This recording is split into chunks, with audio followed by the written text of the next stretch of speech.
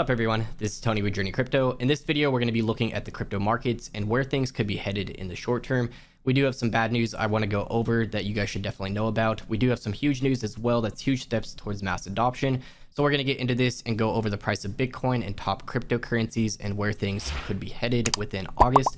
Before we get started, I do appreciate if you guys like the video, subscribe to the channel if you haven't already, and hit the bell to be notified for daily videos.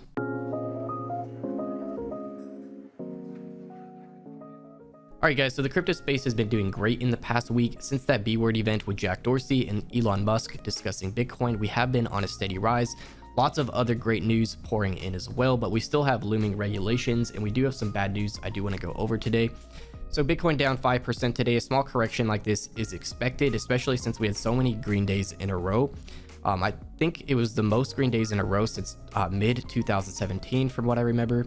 So Bitcoin down 5%, Ethereum down 2%. Ethereum is up 15% on the 7-day though, while Bitcoin's only up 3% on the 7-day. So we have that Ethereum London hard fork coming up. I'm going to talk more about Ethereum later in this video. Ethereum sitting at $2,600, doing great out of the top 10 here. XRP also doing great, up 16% on the 7-day. Polkadot even better, 26% on the 7-day. Chainlink 25% on the 7-day, and I'm pretty bullish on Chainlink for 2022. So in my opinion, it's very possible Bitcoin does retest the mid to low 30,000s again before we really break out of this accumulation phase. So Bitcoin holding around 39,000 right now is a good sign in my opinion. If we look at the Bitcoin chart here, we can see we did break that major resistance of 42,000, even $42,000 we broke very temporarily, now having a small correction, which is expected and healthy in my opinion, especially after this many days of green in a row. So if we are looking at the Wyckoff accumulation, it does look like things are pretty accurate here, that we're in phase D. And as you guys can see, in phase D, it breaks the major resistance and then has a correction back into the resistance zone. And then a couple more times retesting, breaking, and entering that resistance zone again before really breaking upwards towards $50,000 Bitcoin. So if this does play out accurately, we should be moving sideways for a little bit before breaking upwards of $50,000 Bitcoin.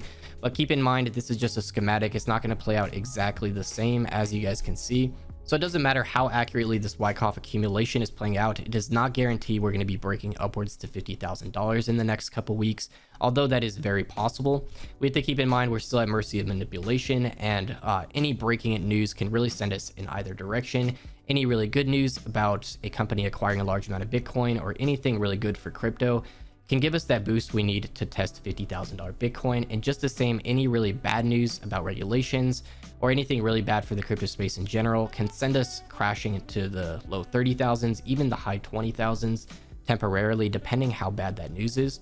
So I don't think we're out of the woods yet. I'm not guaranteeing that we're going to be on an upwards rise, but I do think it's more likely than not. So if this Wyckoff accumulation plays out somewhat accurately, we will be moving sideways here and breaking $40,000 a couple more times before breaking upwards towards $50,000 Bitcoin. Any huge news that's good for the crypto space can definitely give us that boost needed. But I'm still skeptical, especially with regulations looming in the next few weeks. I definitely think we could be retesting the mid to low 30,000s again, depending how bad they are.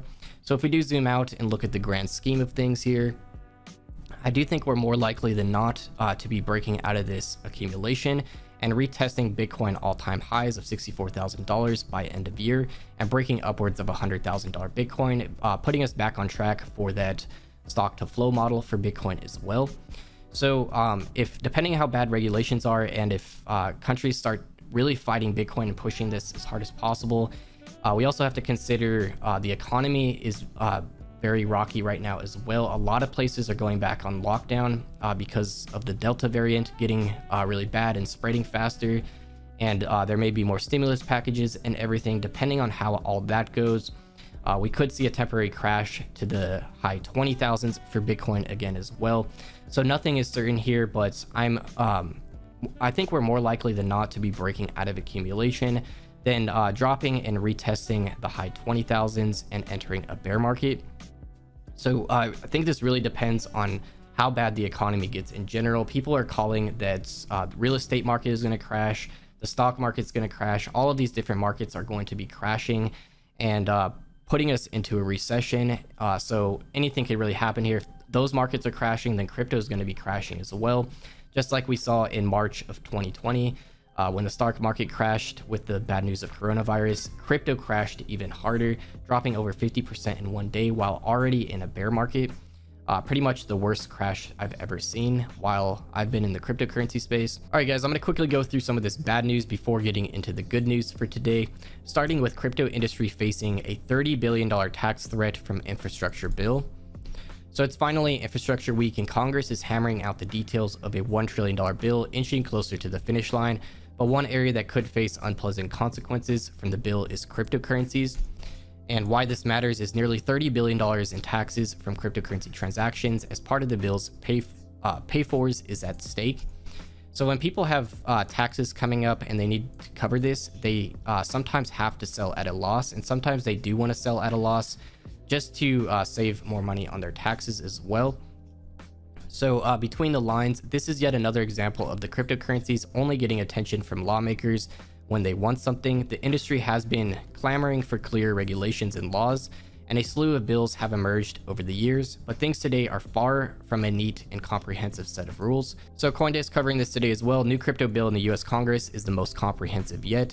Out of the blue, a US lawmaker who previously showed little interest in cryptocurrency has introduced what may be the most sweeping legislation yet to regulate the market.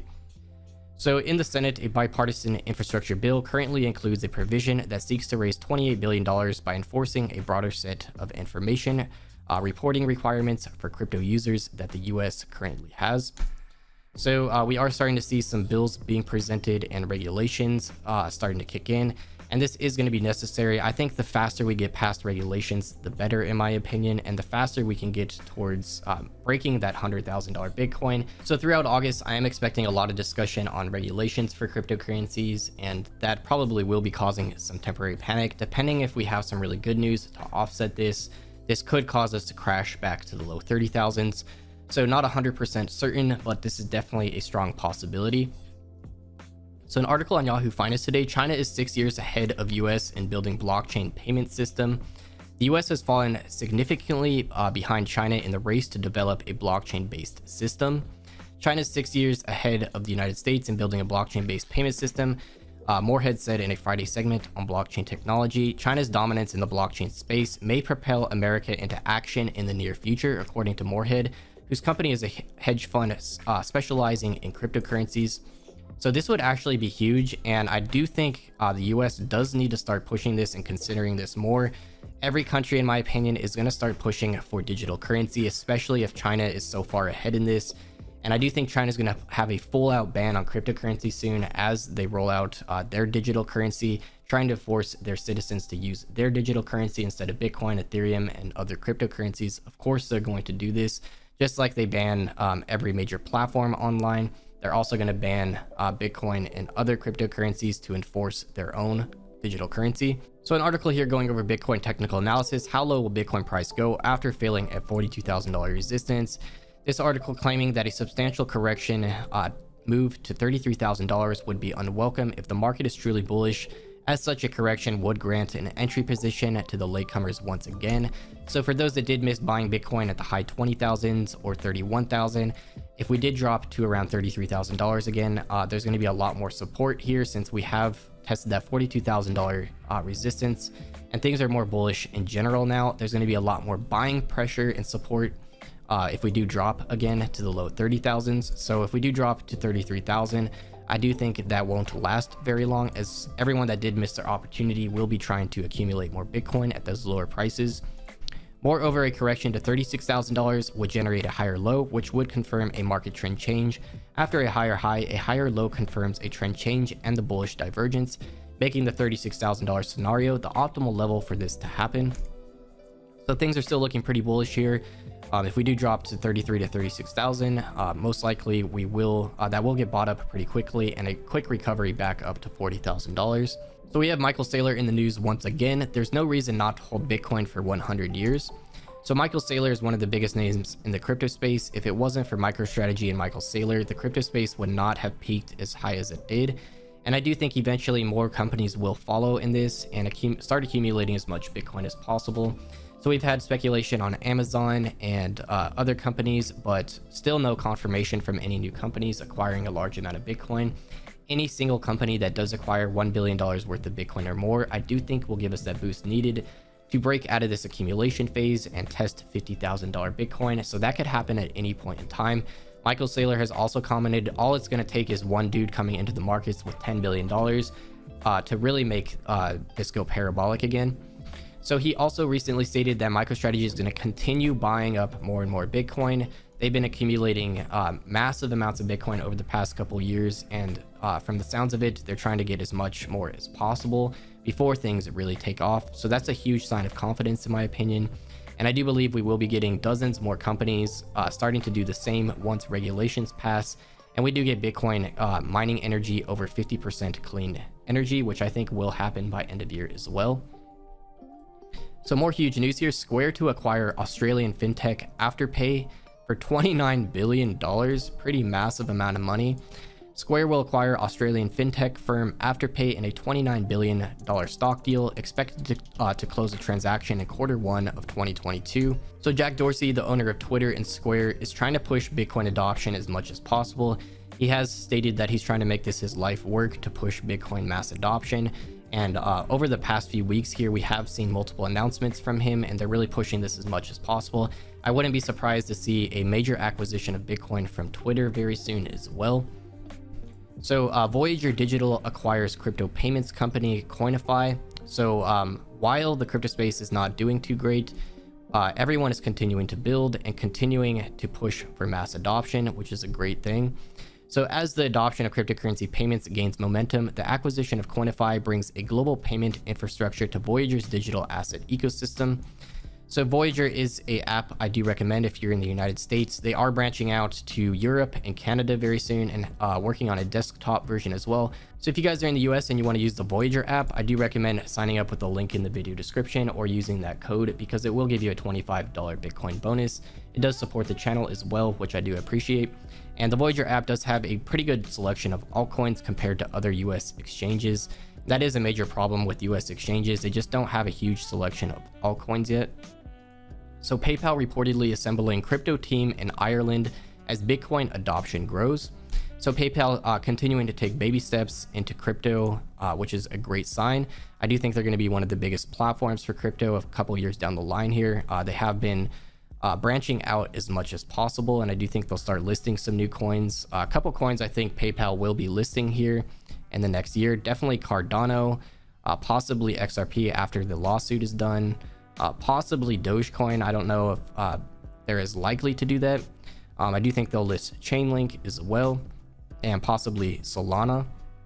So PayPal hasn't listed any new crypto yet, and I do think when they make an announcement of a new crypto listing, it's going to have a crazy pump weekend, just like we see with Coinbase. So that's definitely something you should look out for. So Ethereum has been doing quite well with the Ethereum London hard fork coming up, even with Bitcoin on a decline today. But if Bitcoin continues steadily dropping, I don't see Ethereum testing $3,000 here. But if we do get Bitcoin testing $43,000 again, I think a $3,000 Ethereum is very likely in the upcoming week or two. So we also have to consider a lot of people will be selling the launch of the Ethereum London hard fork. So no idea what's going to happen here, but I am bullish on Ethereum in general, especially with a major network upgrade like this. We also have the Bitcoin Taproot upgrade coming by end of year, which brings smart contracts to Bitcoin. First major upgrade to Bitcoin in 4 years, which is pretty massive. We also have other huge blockchain upgrades like the Cardano Goguen mainnet. So last major news for today, City of Miami launches its own cryptocurrency, MiamiCoin. So Miami has been huge on cryptocurrencies and Bitcoin, and now moving into creating their own cryptocurrency. Pretty crazy. I definitely didn't see something like this happening. So Miami, the Magic City, is looking more like the next Silicon Valley with each passing month, and the City of Miami is embracing the shift in a big way. So the City of Miami will be debuting a cryptocurrency this summer to help raise additional funding for local projects. According to multiple reports, Miami's own form of cryptocurrency payment, MiamiCoin, is slated to make its debut this month. So this is pretty crazy when you think about it. The first city to launch their own cryptocurrency, and it's a city in the United States. Very interested to see where this is headed. So MiamiCoin is the first city coin to the market and is built to support the Magic City while rewarding its holders through the Stacks protocol. CityCoin will be the service that launches MiamiCoin. So pretty huge in my opinion. If we start seeing other cities start doing this and following, that's going to be massive for cryptocurrency as well. A huge step towards mass adoption in my opinion, whether any other cities follow this or not. So that's it for today's crypto news and market update. I hope you guys found it useful. If you guys want to catch more updates from me, definitely follow me on Twitter at JRNYcrypto. And I do 5 to 10 updates here throughout the day on breaking news and other things that are happening. So that's it for today's video. I hope you guys found it useful, and I'll see you guys in tomorrow's video.